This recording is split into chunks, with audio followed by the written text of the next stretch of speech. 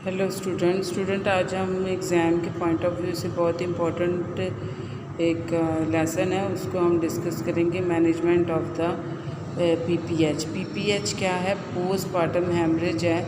जो जैसे ही baby deliver होता है तो फौरी तौर पर क्या है, ये एक एमरजेंसी आ जाती है जिससे निपटना बहुत ज़रूरी है।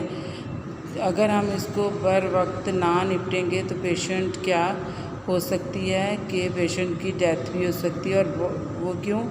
ड्यू टू बहुत ज़्यादा ब्लड लॉस होने की वजह से। तो इस वजह से हमें पीपीएच के बारे में पता होना चाहिए, उसकी मैनेजमेंट के बारे में, कि डिलीवरी के फ़ौरन बाद अगर ब्लीडिंग स्टार्ट हो गई है, बहुत ज़्यादा है, तो उसको हमें किस तरीके से मैनेज करना है।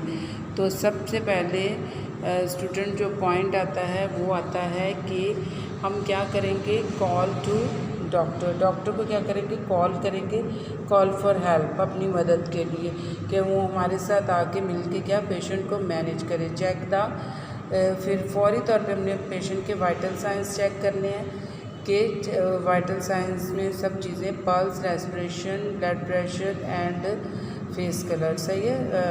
ब्लड प्रेशर जो है वो एकदम पर यहाँ पर क्या हो सकता है कि लो हो सकता है। सही है। पल्स भी कम हो सकती है, रेस्पिरेशन भी कम हो सकती है। तो इस वजह से ये हमें ख़ास तौर पर चेक करना है। दूसरा हम क्या करेंगे, हम मसाज करेंगे पेट पे। फीमेल के जो औरत है उसके क्या हम करेंगे, पेट पर क्या मसाज फौरी तौर पर करेंगे कि अगर यूट्रस में कोई वेस्ट प्रोडक्ट या कोई क्लॉट रह गया है तो वो निकल आए, ताकि ये ब्लीडिंग जो है वो स्टॉप हो। फौरी तौर पर पेशेंट की आईवी लाइन तो मेंटेन होगी, लेकिन एक और आईवी लाइन मेंटेन कर देंगे सेकंड उसके दूसरे हाथ पर, और उसमें क्या रिंगर लैक्टेट स्टार्ट कर देंगे। और जो हमने एक ड्रिप डेक्स्ट्रस वाटर की जो पहले से चल रही है उसमें सिंटो 10 यूनिट जा रहा होता है। सही है। तो उसको चेक करेंगे कि उसके ड्रॉप बिल्कुल सही जाने चाहिए, और दूसरी उसकी रिंगर जो है वो भी सही तरीके से जानी चाहिए। फिर उसके बाद आ जाता है इंट्रावेनस आईवी, उसको ट्रांजामेन फौरी तौर पर रिप्लेस कर देंगे। सही है। और फिर स्टूडेंट्स ये देखिए, ये आप लोगों की उसको बताने के लिए मैंने ख़ास तौर पर यहाँ रखा है कि पेशेंट का उस टाइम पर शॉक में जाने की वजह से ब्लीडिंग होने की वजह से सांस लेने में प्रॉब्लम होगी, तो आप मास्क के साथ क्या उसको ऑक्सीजन क्या रिप्लेस करेंगे। ठीक है। फिर उसके बाद जो है फौरी तौर पर आपने जब ये सब मैनेज कर रहे हैं तो क्या फौरी तौर पे ब्लड ले लेना है क्रॉस मैच के लिए। सही है। जो तो आपके पास एडमिट पेशेंट होगा, पहले से बुक केस होगा, उसका तो आपने क्रॉस मैच क्या करवाया होगा। लेकिन ये कि जो क्या आपके पास नहीं है, आपके पास एडमिट पेशेंट नहीं था, फौरी तौर पे डिलीवर हुआ और ब्लीडिंग स्टार्ट होगी, तो उसके लिए आपको क्रॉस मैच कर जाए कि इसका ब्लड ग्रुप कौन सा है, ताकि फौरी तौर पर वो पता चल सके और पेशेंट को ब्लड ट्रांसफ्यूज़ करवा के उसकी जान बचाई जा सके। सही है।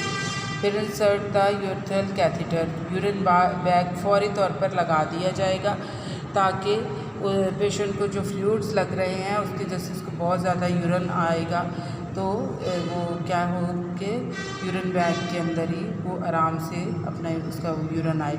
और फिर उसका क्या मैंने जैसे अभी आपको ये बताया कि ऑक्सीजन हम उसको देंगे। सही है। प्रॉपर ऑक्सीजन, जिसको सांस लेने में तकलीफ़ हो रही है वो उसका ये वो प्रॉब्लम, ताकि वो उसकी कम हो। ठीक है। फिर इस पर टेक ब्लड सैंपल, मैंने अभी आपको यही डिस्कस किया कि उसको सैंपल ले लेंगे और पेशेंट को क्या रखेंगे, मदर को क्या रखेंगे, वार्म रखेंगे। सही है कि गर्म रखना उस टाइम पर बहुत ज़रूरी है। शॉक में जाने की वजह से पेशेंट क्या है, उसको शिवरिंग हो सकती है, बहुत ज़्यादा सर्दी लग सकती है। Identify the cause of bleeding, और ब्लीडिंग की वजह मालूम करने की कोशिश करेंगे कि क्या वजह है कि जिसकी वजह से इतनी ज़्यादा ब्लीडिंग हो रही है। कोई प्लेसेंटा का पार्ट तो नहीं अंदर आ गया, या कोई टेयर तो नहीं अंदर आ गया जिसकी वजह से ब्लीडिंग ज़्यादा हो रही है। ठीक है। फिर उस कॉज को मालूम करेंगे और उसको ट्रीट करेंगे उसके मुताबिक। ठीक है। फिर उसके बाद ये देखेंगे टैबलेट है, ये है मीज़ोप्रोस्टोटॉल, ये जो है ये साइटोटैक के नाम से भी आती है।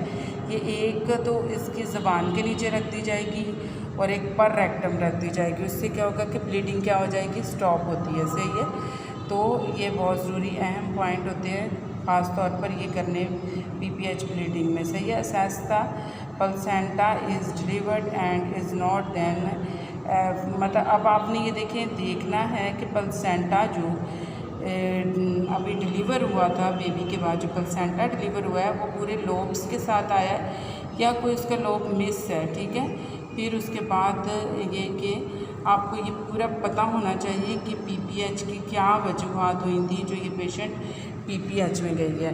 तो काफ़ी मैंने आपको इसको ब्रीफ करने की कोशिश की है कि पेशेंट को PPH में किस तरीके से, ये जो मैंने आपको पॉइंट बताए हैं, सबसे पहले IV लाइन मेंटेन कर देना, रिंगट, ऑक्सीटॉक्सिन इंजेक्शन और जो है ट्रांजामिन इंजेक्शन, हेमेक्सल और यूरिन बैग, ये सब ऑक्सीजन दे देना पेशेंट को, ये सब मैनेजमेंट में आते हैं। सही है। और पर रेक्टम उसके साइटोटैक टैबलेट रख देना और सब लैंगुअल दे देना। तो काफ़ी आपका स्टूडेंट्स ये मैनेजमेंट ऑफ PPH का पॉइंट क्लियर हो चुका होगा। तो आप इसी तरीके से पेशेंट को मैनेज कर सकते हैं और उसको मज़ीद और कॉम्प्लिकेशंस में जाने से क्या कर सकते हैं, बचा सकते हैं। Thank you.